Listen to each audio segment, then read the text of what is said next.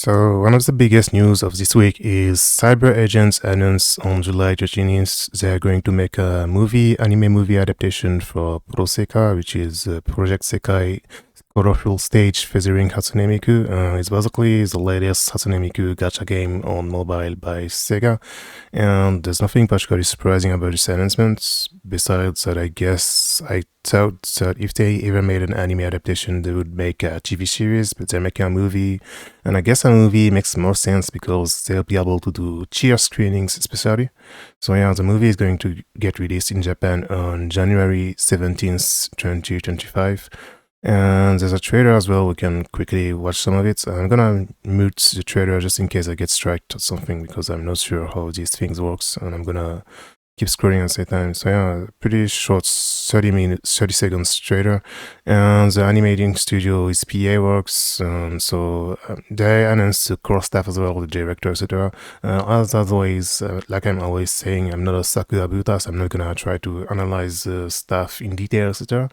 But one interesting thing to note is Project Sekai Proseka is incredibly popular in Japan, and a lot of people don't realize this is that Hatsune Miku for 15 years now, ever since Sega got the license to do the video games adaptation, is been one of the biggest earners for Sega because Sega used to do some arcade games for Hatsune Miku, and then they did the first PSP game, and then they did some other version, other consoles like Project Diva series, and this is one of the biggest earning franchise for Sega actually, because a lot of people don't realize this because outside Japan, people only think about Sonic and Ryuga Gotoku and Persona and Megami Tensei, Megaten, Atlas stuff. They don't realize that actually there was an article a few months ago that was from some analysts.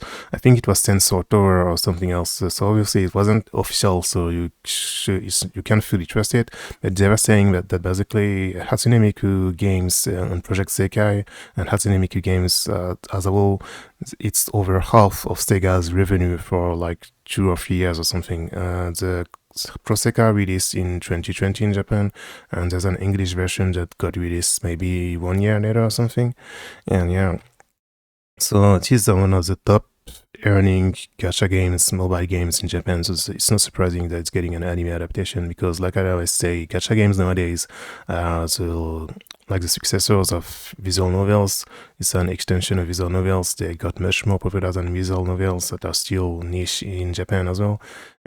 So yeah, so that's why they're always text heavy and story heavy. So that's why they tend to get some anime adaptations as well, just like in 20 years ago in early 2000s when many beboge and visual novels would get anime adaptations. So yeah, there's nothing particularly surprising about this, but it's pretty exciting. So I'm looking forward to this movie. Like I'm gonna try to watch it if I can, maybe sometime in 2025.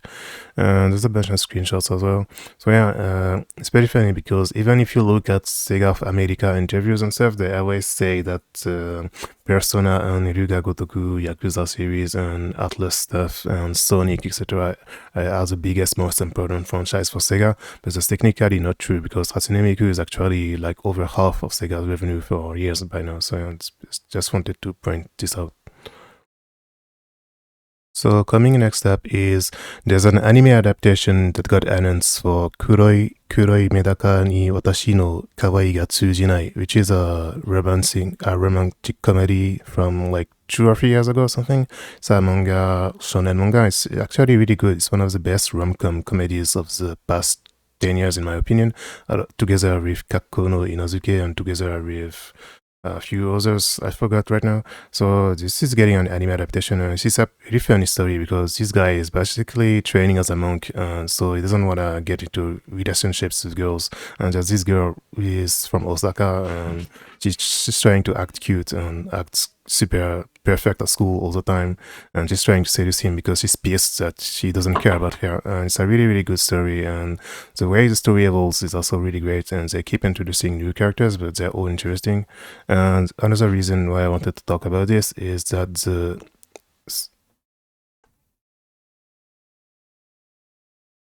the seiyuu for Mona, her name is Mona, and her seiyuu is Serizawa Yu, which is from Iris, and which is one of the seiyuu the sole seiyuu from Iris, which actually got a seiyuu career.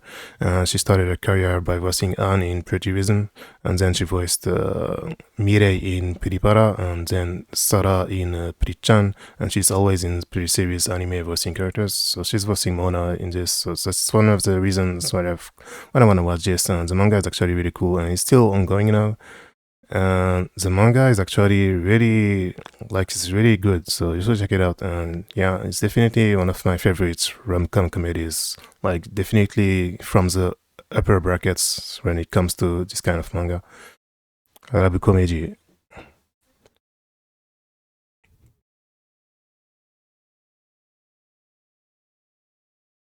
So yeah, it's really interesting. It's going to air in 2025.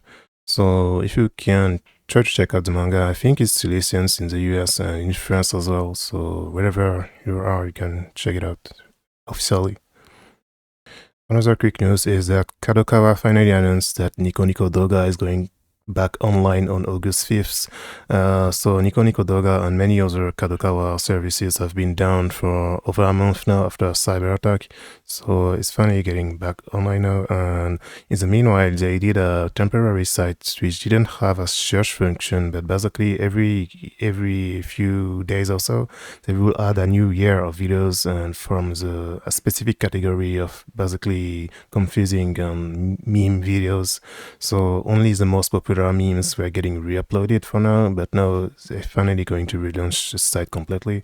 And it's pretty funny because in a way, despite the cyber attack and despite all the money they lost, in a way it was kinda the biggest advertisement campaign that Nico Nico got in many years, because everyone was talking about this and how thankfully they properly backed up all the videos, so nothing was lost. But yeah, everyone was talking about this and about all the older Nico Nico memes like Onmyoji, let's go Onmyoji, not because this kind of videos. So it's pretty nice that it's finally coming back, because there's many things that you can only find on Nico Nico that never getting uploaded on YouTube or on other sites. So it's pretty good news. It's finally coming back.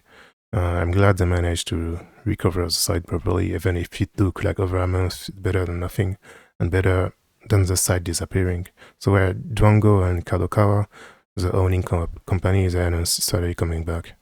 So another very quick news is that Mages, they announced a 15th anniversary event for Steins Gate. It's going to be held in Japan on October 27th, and most notably some of the seiyuu are going to appear there, and most notably Goto Saori-san is going to appear there. Goto Saori was voicing Moeka in Steins Gate.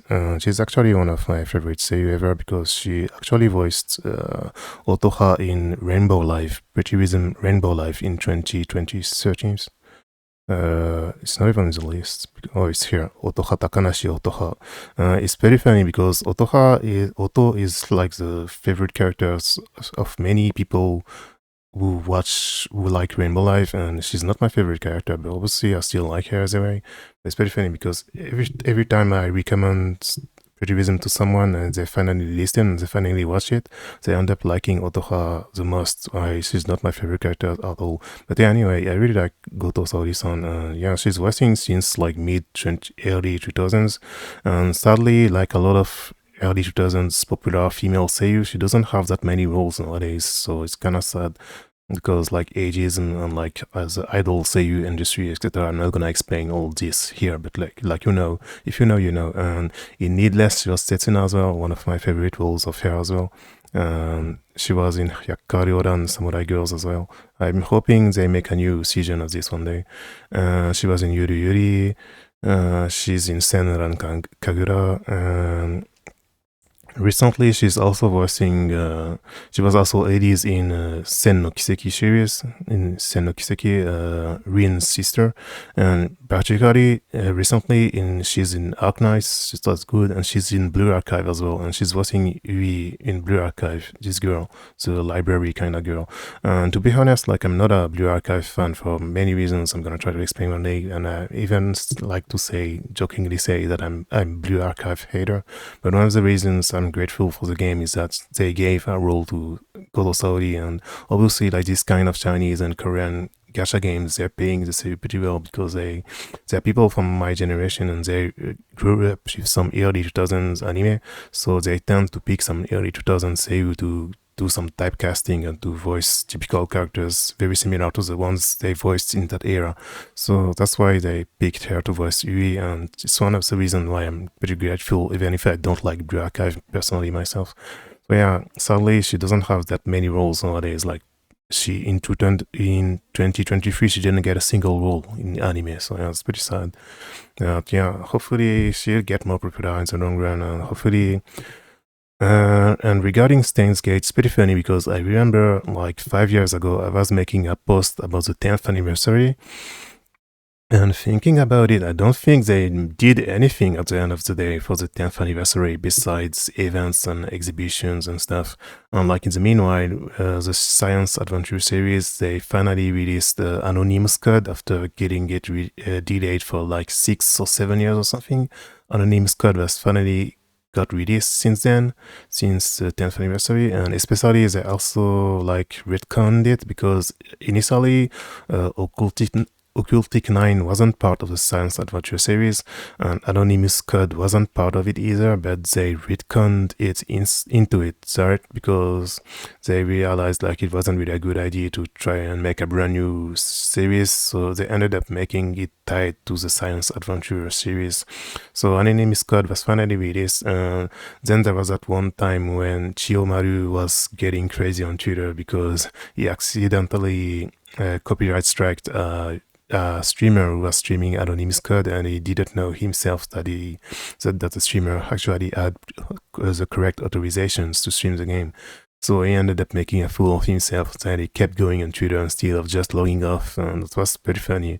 And like for the 10th anniversary of Steins Gate to the 15th anniversary, that's like the only things that happened. So hopefully this time they're gonna try to make something bigger, maybe finally do some, I think like, I also wrote some articles about this like 5 years ago, something.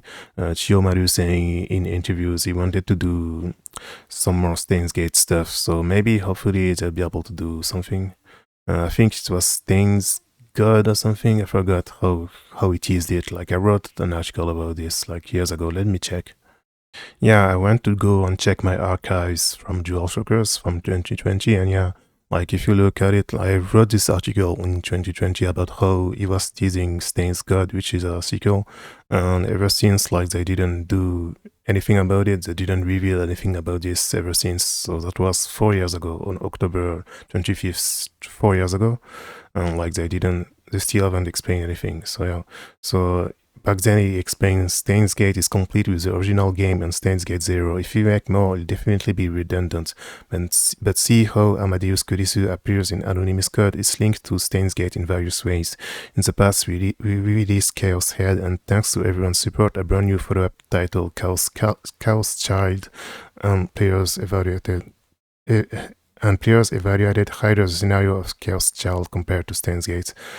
Steins Gate sold much more. So yeah, he explained he was pretty sad about this because basically everyone is saying that Chaos Child is a much better story than Steins Gate, but Steins Gate is the thing that got like mainstream and super popular thanks to its anime adaptation, and like in the US, Steins Gate is extremely popular, and in France as well. So he's kinda bothered about this, so that's why he wanna do something new about Steins Gate, and he teased that it was going to be called Steins God, and then he never made anything about it since then. Like this was 4 years ago, and nothing got announced. We still haven't seen what it's supposed to be. So maybe for the 15th anniversary, they're finally going to announce something. So yeah. Oh yeah, and yeah, like in the past 5 or 6 years, I translated his interviews from back then as well. So yeah, he was explaining that he wanted to make a crossover game similar to Super Robot Wars in terms of scale with every game in the Science Adventure series, and also how he wanted to make game adaptations for Mado Magi, for You Name, Kimi no Na wa, and for Eva. So yeah, I wrote this like in 2020, and since then nothing happened. So maybe in this event on October, maybe they're finally going to announce Steins God or something. So yeah, look forward to this, I guess, if you're a fan of Steins Gate.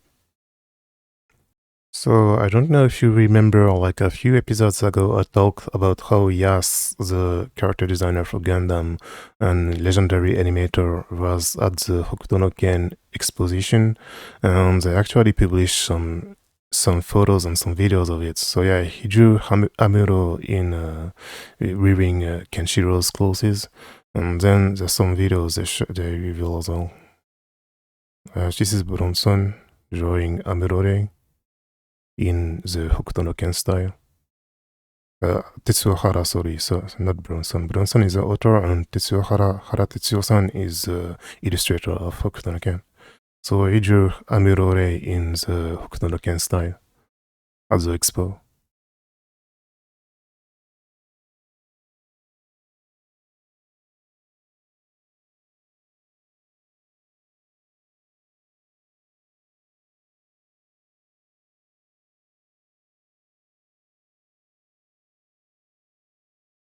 And they also published a video with Yas drawing as well.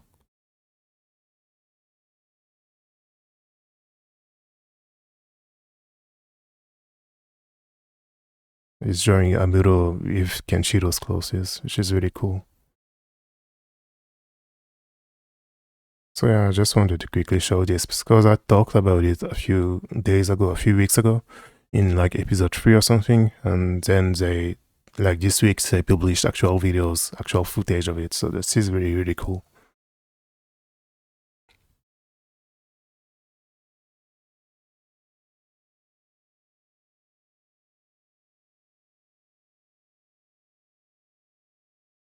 And he's signing it as well.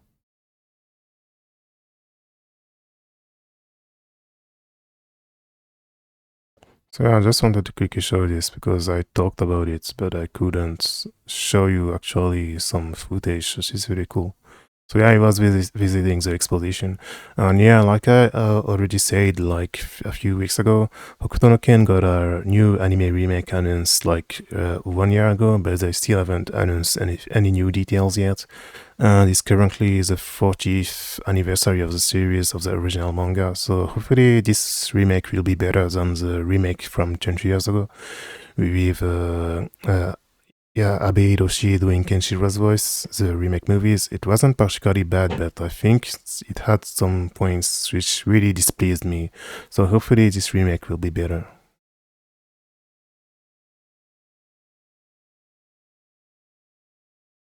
So one very big news is that on July 13th, Aquaplus held the Dai Aquaplus Matsuri festival about two arts and about the Utawareru no gacha game, and they most notably officially announced that Two Heart is getting a brand new remake.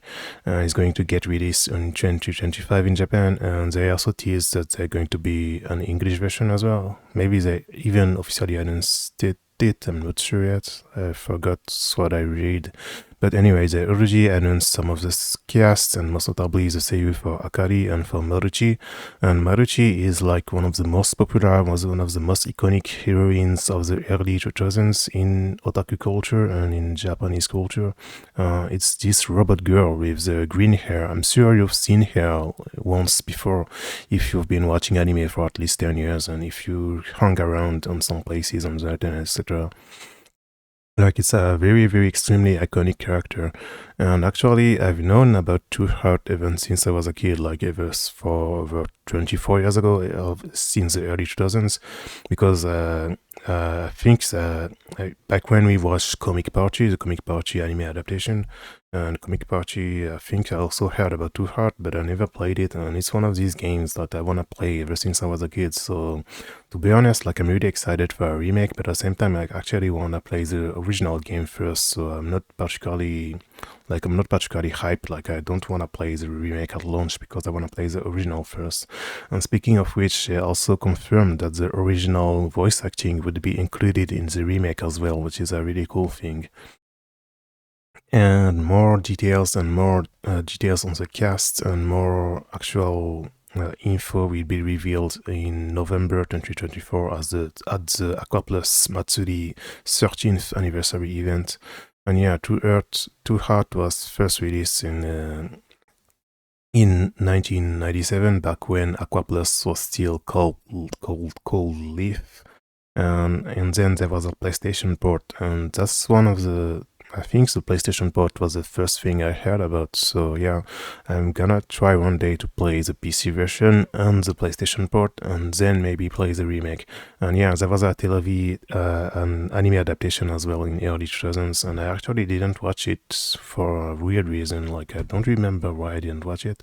But yeah, I remember with my siblings over 22 years ago, we were watching the Comic Party anime adaptation, but I don't think we watched the Too Hot anime adaptation. So yeah, anyway, I'm really excited for this, and hopefully I will be able to play this soon.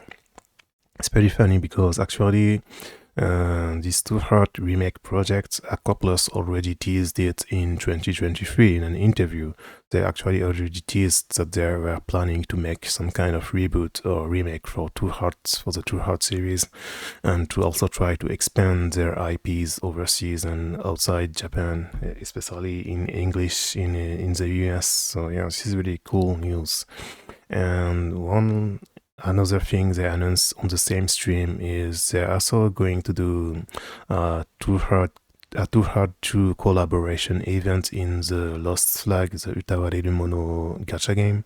So they're adding some of the Too Hard 2 characters in the game, starting with a special banner, with a swimsuit banner. They're going to add the Too Hard 2 characters. And they also announced that Utawareru Mono Zan is going to get released on Steam. And it's pretty funny because I didn't even know that the game wasn't on Steam yet. It was only on PS4. So they're going to release the first Utawareru Mono Zan on Steam in 2025. And I guess Utawareru Mono Zan 2 will get released on Steam at some point as well. Or maybe it's already on Steam, I'm not sure anymore. But anyway, it's really, really cool news. And it's going to be in English, of course. And so yeah. Personally, I actually never played that many Aquaplus games because I actually still haven't played Utawareru Mono. It's also one of the series I really gotta get into pretty soon. Like for 20 years I've heard about it. I actually watched the Utawareru Mono anime adaptation in French when it was airing on a French cable TV channel, like maybe 20 years ago or something. But I actually never played the game myself, so I wanna play the game and its sequels and Moebius, I think, what was it called? Monochrome Moebius. I wanna play this as well. And actually, funnily, the only Aquaplus game I played and I finished, I think, is just Tenerezza. I played this like 22 years ago on PC. It was first released on the original Xbox, and then they ported it on PC as well. So I played this. It was a really cool action RPG with some really cute characters and really cool story. And back then I didn't understand Japanese very much, but I could still follow the story a little bit. And yeah, so I really wanna try to replay this one day. And I remember when you finished the game, there was even some funny mods with like some SD deformation. Like the fairy is called Roro, and you could make her a giant. It was pretty funny. Like if you cleared the game, you had some pretty funny Easter eggs like this. You could make the fairy giant. So yeah, it's actually the sole Aquaplus game I played. So so yeah, I really wanna replay this one day. Really cool action RPG. And the opening is funny too. The opening is cool, and the protagonist is super cute. So yeah, that's what is opening.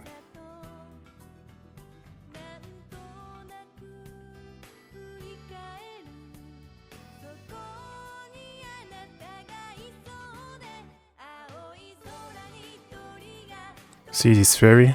If you finish the game, you can make a giant. It's pretty funny.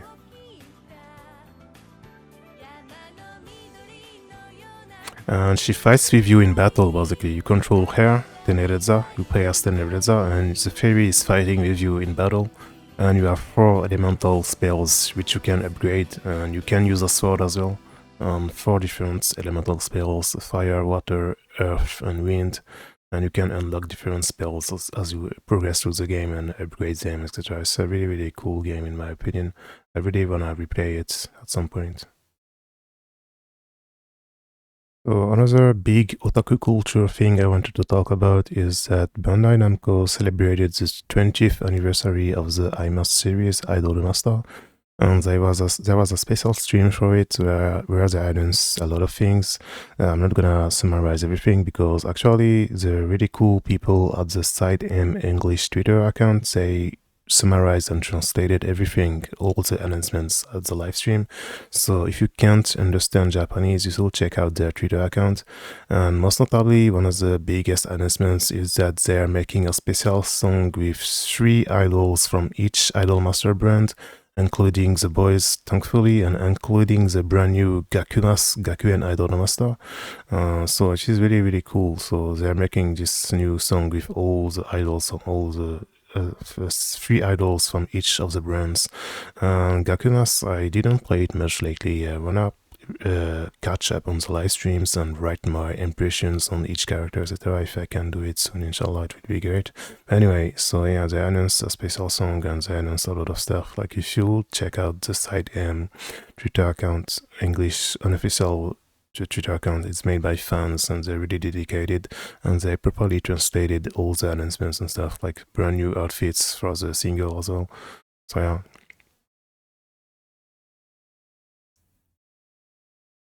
So I should definitely check out their Twitter account if you want the details. So yeah, IMAS is still going after 20 years, so she's really cool. So I don't really have anything particular to add. And they also revealed this key visual for the 20th anniversary with Haruka, the first poster girl from the first Idol Master series and games. So yeah, I actually never really got into Idol Master myself. I gotta really get into it at some point. So hopefully I'll be able to do this in a few months or a few years maybe.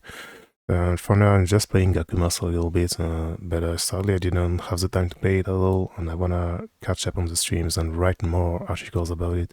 But yeah, this is a really, really cool announcements and really cool stuff. So yeah, and they're making a concert, a big concert with all the idols as well. So it's really cool. Another quick news, it was the 20th anniversary of Symphonic Rain, which is a rhythm game and visual novel which was released in 2004 by Kogado Studio. Kogado Studio are the people who are doing the Delistia series and the Power Dolls series. And it's funny because Kogado is actually an extremely old Japanese company, and like around 40 years ago they started making video games, but it's actually a company that's like centuries old or something. So yeah, there's makers of the Power Dolls series and of the Yumemiru Reader or something, visual novels, and the Nurse Love Stories, etc.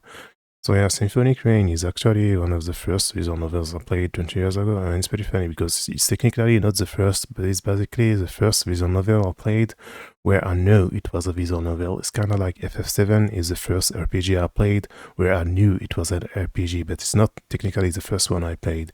But yeah, Symphonic Rain is a really, really cool game, so there's an English release as well. Nowadays, there was also a remaster on Nintendo Switch, so you can try and buy that if you want. And for the occasion, Shiro Sensei, the illustrator and character designer of the game, they made a brand new illustration, this new illustration for the 20th anniversary. So yeah, Kogado Studio is still going nowadays. Recently, they released a remaster for the first Tristia game as well, Aoi Umi no Tristia.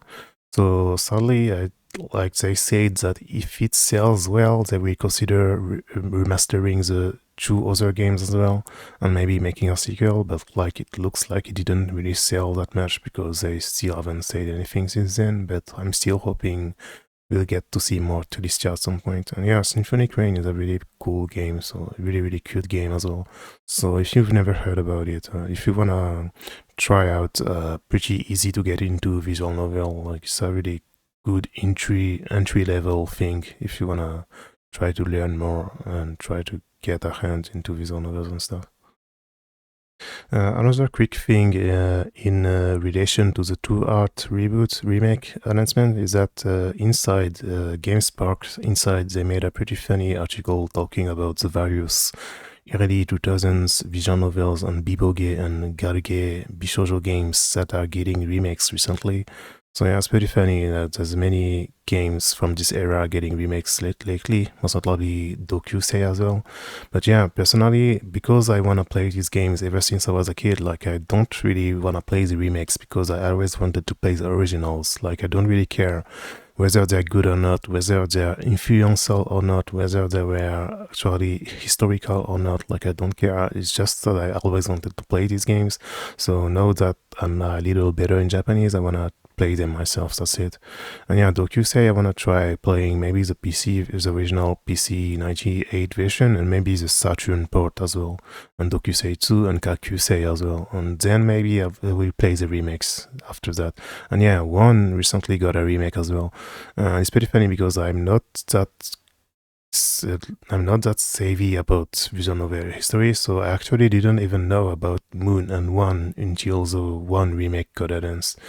So yeah, Kimi no Zo also getting a new project.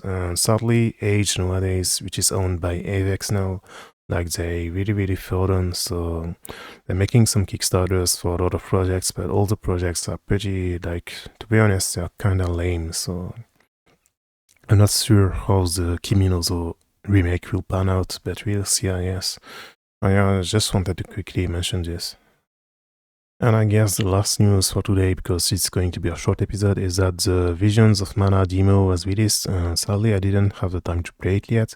But yeah, it's really cool because the director of the game actually published a gameplay video himself to show how the possibilities of the battle system, etc. And you can see the battle system is extremely deep and extremely interesting. And obviously one of the biggest comparisons I keep seeing is people saying that this looks just like Genshin. But it's very funny because this actually simply looks like the Seiken series, because the Seiken series has actually always looked like this ever since the first game on GBA, on Game Boy. And then the Secret of Mana Seiken Densetsu 2 on Super Famicom and Super Nintendo, and Seiken Densetsu 3 Trials of Mana on Super Nintendo as well. This has always been the same aesthetic and the same, like, kind of extremely colorful, with a lot of grass and extremely lot of cute animals, and the monsters are cute, etc. So people are saying that this looks like Genshin is wrong. It's just like saying that. Anyway, it's not a good comparison. And another thing is that the battle system in Genshin is, in my opinion, as someone who's been playing Genshin since the second beta test and who've read a lot about it, it's the biggest flaw of the game, in my opinion, because the best thing about Genshin is the story and then the level design and exploration. And the battle system is extremely limited, and there's no end game content anyway. So even if you push the battle system to the limit, there's no point doing so. So it's not really a good comparison when Visions of Mana seems to have an extremely developed battle system with a lot of combinations, a lot of possibilities. So yeah, I'm really excited for this. Hopefully I'm gonna play it at launch if I have the time. So yeah, I'm really looking forward to this. Visions of Mana is going to get released on this month in late August. So yeah, I'm really excited for this. And just wanted to show like the gameplay from the director, which is extremely funny. It's extremely, like, he really showed how deep the gameplay system can be. So that way people stop saying that it's just a Genshin clone or whatever. So yeah, I just really wanted to quickly talk about this. So yeah, that's the last news for today. So thanks for watching, and remember to like and subscribe. Please check my blog in the description as well. So yeah, thanks for watching. Bye.